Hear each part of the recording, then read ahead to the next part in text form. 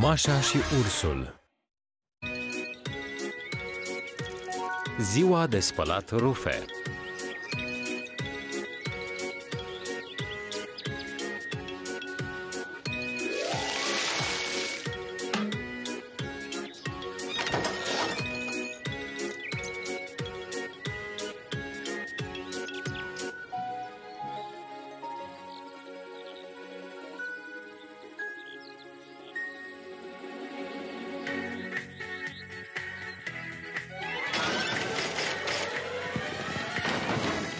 Mămica voastră a sosit! La la la, la la la.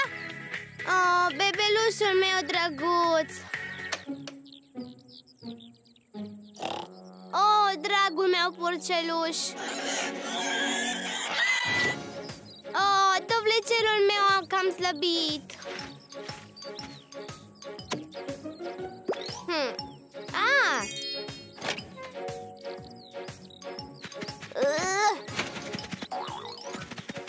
Mergem până la urs după lapte. Mergem până la urs după lapte. Ah! Ah!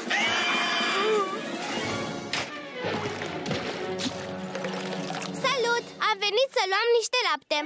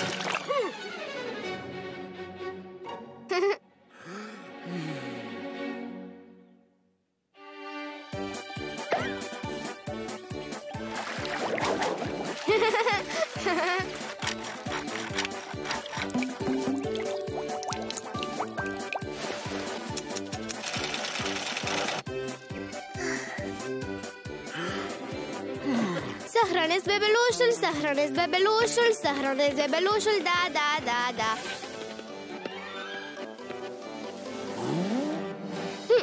Bebelușului îi e foame.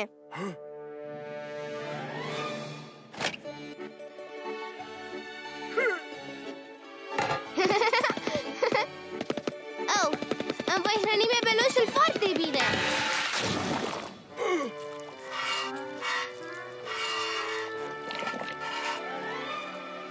Oh. Ah!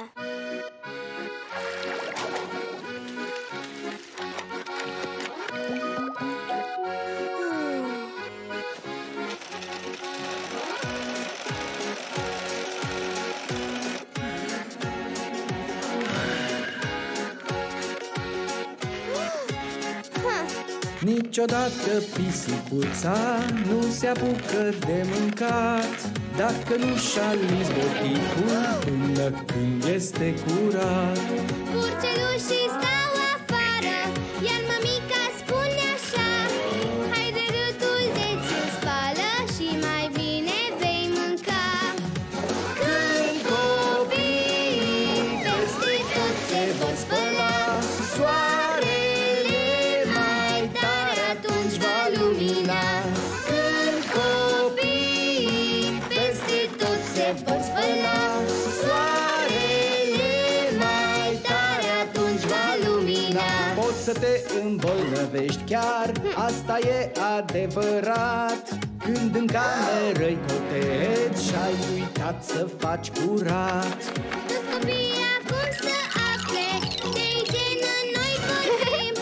Peste tot curat să fii și abia atunci veți străluci.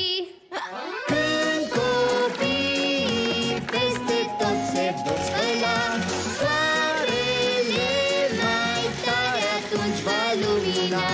Când copiii peste tot se vor spăla, soarele mai tare atunci va lumina. Când copiii peste tot se vor spăla,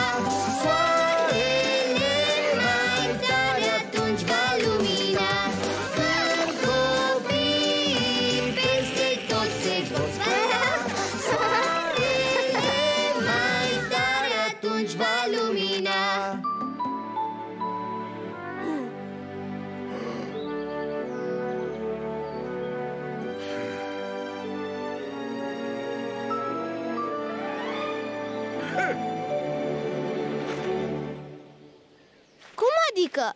Nu mai sunt o mămică?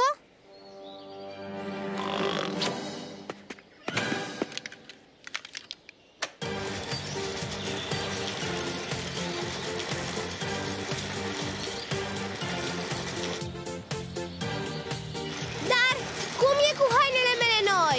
Am uitat de ele! Am uitat de hainele mele! Au dublat în limba română Ioana Dudaș și Alexandru Rusu.